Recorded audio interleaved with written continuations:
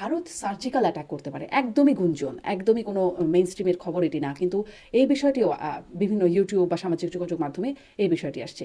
এরকম কিছু কি আদৌ শঙ্কা থাকে? বাংলাদেশ সেনাবাহিনী কিন্তু এমন একটা বাহিনী, এখানে কিন্তু একটা যে কোনো বহিঃশত্রু সেটা 5 বার চিন্তা করবে এখানে হস্তক্ষেপ করার আগে। পশ্চিমবঙ্গের রাজনীতিবিদদের মুখেও এরকম কথা শোনা যাচ্ছে যে এরকম ঘটনা ঘটাতে পারে ভারত। না, পশ্চিমবঙ্গের রাজনীতির আগে আমাদের দেশের কথা বলুন। আমাদের দেশে অনেকে বলছে রাতের ভিতর গিয়ে কলকাতা দখল করে ফেলবে। একটা কন্ট্রোল রুম থেকে প্রতি সপ্তাহ প্রতিদিনের কর্মসূচি নির্ধারণ করা হচ্ছে, যুদ্ধ চলছে। যদি এরকম কন্ট্রোল রুম থাকে, সেখানে সেনাবাহিনীকে দিয়ে অন্তর্বর্তীকালীন সরকারের উচিত সেখানে অভিযান পরিচালনা করা। ভারত সার্জিক্যাল অ্যাটাক করতে পারে, একদমই গুঞ্জন, একদমই কোনো মেইন স্ট্রিমের খবর এটি না, কিন্তু এই বিষয়টিও বিভিন্ন ইউটিউব বা সামাজিক যোগাযোগ মাধ্যমে এই বিষয়টি আসছে। এরকম কিছু কি আদৌ শঙ্কা থাকে? সার্জিক্যাল অপারেশনটা দুইভাবে হয়। একটা হচ্ছে, যেমন মিয়ানমারে ভারত সার্জিক্যাল অপারেশন চালিয়েছে নাগাদের বিরুদ্ধে। এটা বেশি দিনের কথা না, অতি সম্প্রতি নাগাদের বিরুদ্ধে। এটা হচ্ছে পারস্পরিক বোঝাপড়ার মাধ্যমে। সেখানে যে সেনা শাসন আছে তাদের সাথে ভারতের একটা বোঝাপড়া হয়েছে, কারণ নাগারা এই পক্ষ ওই পক্ষ দুই দিকের, মিয়ানমারের নাগা এবং ভারতের নাগা, দুই নাগা মিলে একটা গ্রেটার নাগাল্যান্ড করার জন্য তারা যখন ডাক দিয়েছে, তখন তাদের দুইজনের মধ্যে এক ধরনের একটা মিল হয়ে গেছে, যে স্বার্থের একটা মিল, বা স্বার্থের বিরুদ্ধে কাজ করা একটা পক্ষের বিরুদ্ধে তারা একত্র হয়ে সেখানে সার্জিক্যাল অপারেশন চালিয়েছে। আর একটা হচ্ছে, যেমন সার্জিক্যাল অপারেশন পাকিস্তানের অভ্যন্তরে ভারতীয় মিগ এয়ারক্রাফট গিয়ে সেখানে একজন পাইলট পড়েও গেছিল, গুলি করে একটা প্লেনকে নামানো হয়েছিল। সেখানে they bomb on to that their target, কতগুলি টার্গেট উপর তারা বম্ব করেছিল। তো এইটা এই ধরনের সার্জিক্যাল অপারেশন করতে গেলে যেই পরিস্থিতি বা পরিবেশ, সেটা বাংলাদেশ এখনো পর্যন্ত। আর বাংলাদেশ সেনাবাহিনী কিন্তু এমন একটা বাহিনী, এখানে কিন্তু একটা যে কোনো বহিঃশত্রু সেটা 5 বার চিন্তা করবে এখানে হস্তক্ষেপ করার আগে। কারণ আমাদের তো একটা জিনিস আমি বলি, সেটা হচ্ছে আমাদের we are so war prone, কারণ পৃথিবীর যেখানে সংঘাত আছে সেখানে বাংলাদেশ সেনাবাহিনী কিন্তু কাজ করেছে। সুতরাং সেখানে তাদের যে অভিজ্ঞতা, সেই অভিজ্ঞতার বিরুদ্ধে গিয়ে কোনো একটা বহিঃশত্রু কোনো কিছু করার আগে 5 বার 10 বার চিন্তা করবে। এবং সেখানে রিলেটেড অন্যান্য জিও পলিটিক্যাল যে আহ, যেগুলি ইন্টারেস্ট আছে, স্বার্থ আছে, সেগুলোর বিষয়ে তারা কিন্তু 5 বার চিন্তা করবে। একই সাথে বাংলাদেশের সাথে যে সব শক্তির সম্পর্ক আছে, তাদের অবস্থানগুলো কিন্তু তাদের যারা চিন্তা করতে হবে। যদি ভারতেই মাথায় থাকে, ভারত 5 বার চিন্তা করে চীনের অবস্থান কি হবে, ভারত 10 বার চিন্তা করে পাকিস্তানের অবস্থান কি হবে, ভারত নিজেও চিন্তা করে বাংলাদেশের এগেনস্টে গিয়ে এটা চিরন্তন একটা, এই যদি এটা এই জন্য এটা এক ধরনের অনেক ধরনের গুজব, এই যে বললাম না, এটা একটা গুজবের মধ্যেই এটা থাকবে। পশ্চিমবঙ্গের রাজনীতিবিদদের মুখেও এরকম কথা শোনা যাচ্ছে যে এরকম ঘটনা ঘটাতে পারে ভারত। যাও, এটি একটা গুজবের পর্যায়ে, যেহেতু এটি কোনো না, পশ্চিমবঙ্গের রাজনীতির আগে আমাদের দেশের কথা বলুন। আমাদের দেশে অনেকে বলছে রাতের ভিতর গিয়ে কলকাতা দখল করে ফেলবে। হুম, আমাদের এখান থেকে অনেকে বলছে কালকে সকালবেলা, আমাদের এখান থেকেও একদম ভেরিফাইড ফেসবুকে বলছে না এটা গুনে খাওয়া অথবা ছিঁড়া মানচিত্র, পুরা আসাম ত্রিপুরা, সরি, ওই যে নবাব সিরাজউদ্দৌলার বাংলা বিহার উড়িষ্যা নিয়ে হুম, বাংলাদেশ হবে, এরকম বক্তব্য দিছে তো এরকম ধরনের। জি, এবং ফ্রম ভেরি অথেন্টিক বা অথরিটিতে থাকা অবস্থায় দিয়েছে এরকম। সুতরাং জি। এটা আপনি পশ্চিমবঙ্গে আপনি দেওয়া হচ্ছে, বলছেন আমাদের উপদেষ্টা এখন মাহফুজ আলমের ফেসবুক স্ট্যাটাসের কথা। জি তার আবার জি সম্প্রতি জি আরেকটা একদমই হয়তো গতকালই বা আজকেই তার দেওয়া একটা স্ট্যাটাস, সেখানেও একটু আপনার দৃষ্টি আকর্ষণ করতে চাই।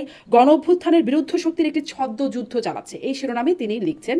আমি ওই শুধুমাত্র যে অংশটুকু রেলিভেন্ট মনে করছি আমি পড়ছি। সরকার যুদ্ধ লড়ছে গণ অভ্যুত্থানে পরাজিত একটি শক্তিশালী দেশি বিদেশি জোটের বিরুদ্ধে, কিন্তু স্বার্থান্বেষী মহল জনগণের মধ্যকার অভ্যুত্থানের ঐক্যকে নস্যাৎ করতে উঠে পড়ে লেগেছে, সফলও হচ্ছে। সেনাবাহিনী, রাজনৈতিক দল ও অভ্যুত্থানের বিভিন্ন শক্তিকে মুখোমুখি না করাই আমাদের জন্য আখেরে ভালো হবে। তিনি আরও লিখছেন, আমাদের মনে রাখতে হবে দেশে এখন যুদ্ধ পরিস্থিতি বিরাজ করছে এবং সে যুদ্ধ অন্য জায়গা থেকে আমাদের উপর চাপিয়ে দেওয়া হয়েছে। একটা কন্ট্রোল রুম থেকে সেই যুদ্ধের প্রতি সপ্তাহ ও দিনের কর্মসূচি চালু করা হয় ও মনিটর করা হয়। আমাদের সে যুদ্ধের বিরুদ্ধে ঐক্যবদ্ধ হয়ে প্রতিরোধ করতে হবে। মানে কি বুঝতে পারছেন বা কি বার্তা পাচ্ছেন? একটা কন্ট্রোল রুম থেকে প্রতি সপ্তাহ প্রতিদিনের কর্মসূচি নির্ধারণ করা হচ্ছে, যুদ্ধ চলছে, দেশে যুদ্ধ পরিস্থিতি বিরাজ করছে বলছেন উপদেষ্টা মাহফুজ আলম, যার পোস্ট নিয়ে আপনি কথা বলছিলেন। না, এটা তো ধরেন একজন দায়িত্ববান মানুষ তার বক্তব্য রাখার সময় অনেকগুলো জিনিস বিষয় চিন্তা করা উচিত। এই যে কন্ট্রোল রুম যদি উনি জেনে থাকেন, তাহলে ইটস এ ডেঞ্জারাস থিং। এটা তো মারাত্মক ব্যাপার। এটা তো যদি এরকম কন্ট্রোল রুম থাকে, সেখানে সেনাবাহিনীকে দিয়ে অন্তর্বর্তীকালীন সরকারের উচিত সেখানে অভিযান পরিচালনা করা। আর যদি যেটা যুদ্ধ পরিস্থিতি সেটা বলা, একেবারে আমার মনে হয় না একজন দায়িত্ববান ব্যক্তি যুদ্ধ পরিস্থিতি বিরাজ করছে। যুদ্ধ is a very dangerous thing, যে এই কথা বলা। যা তাইলে তো সেখানে আপনি যে যুদ্ধ পরিস্থিতি বিরাজ করে সেখানে সেনাবাহিনীকে অ্যালার্ম করে রাখতে হবে, ওয়ার্ন করে রাখতে হবে কি ধরনের যুদ্ধ পরিস্থিতি প্রস্তুত থাকতে হবে। যেমন ভারতের স্বরাষ্ট্র সরি আপনার ডিফেন্স মিনিস্টার, উনি প্রতিরক্ষা মন্ত্রী রাজনাথ, ওই যে লখনৌতে তাদের সিনিয়র কমান্ড লেভেলে একটা কথা বলেছিলেন, সেটা খুব আমরা হইচই আমাদের মধ্যে এক ধরনের। উনি বলেছিলেন যে you are to remain alarm and prepared for the scenario as you are going to face. আপনি রাশিয়া ইউক্রেন যুদ্ধের কথা বলেছে, গাজার কথা বলেছে, যুদ্ধের কথা বলেছে, সেখানে বাংলাদেশের নামও ধরে বলেছিল, বাংলাদেশের পরিস্থিতি চলমান, সেটার দিকেও নজর রাখতে হবে। এটা কিন্তু স্পষ্ট করা হয়েছে, নাম ধরে বলেছে। তো আমাদের উপদেষ্টা মহোদয় যদি এই ধরনের কথা বলেন, এটা স্পষ্ট করতে হবে যে কি এখানে যুদ্ধ পরিস্থিতি বিরাজ করছে, কারা সেই যুদ্ধমান, দুপক্ষে বা তিন পক্ষ, কোন কোন পক্ষ এখানে যুদ্ধের মধ্যে জড়িয়ে আছে। এখানে তো যুদ্ধের সেরকম পরিস্থিতি নাই, এখানে আছে রাজনৈতিক পরিস্থিতি। বরং রাজনীতি নির্বাচন কি আগে ডিসেম্বরে হবে না এরপরে হবে, এটা নিয়ে খুব বেশি এখন ব্যস্ত সবাই। এবং আজকেও চিফ ইলেকশন কমিশনার বলেছেন যে হুইসেল বেজে গেছে, ট্রেন ছেড়ে দিয়েছে ডিসেম্বরের নির্বাচনের, এই ধরনের কথাবার্তা বলেছেন একদম খুব কাব্যিক হয়েতে। তো এটা যেটা যে হয় নির্বাচন, এখন কেউ চাচ্ছে না, কেউ কেউ বলছেন সমানুপাতিক হারে, যেমন জামাত ইসলাম বলছে সমানুপাতিক হারে এখানে যেন আসন বন্টনের বিষয়টা সামনে আনা হবে। হ্যাঁ, এই যে জিনিসগুলো, এগুলি হচ্ছে যুদ্ধ।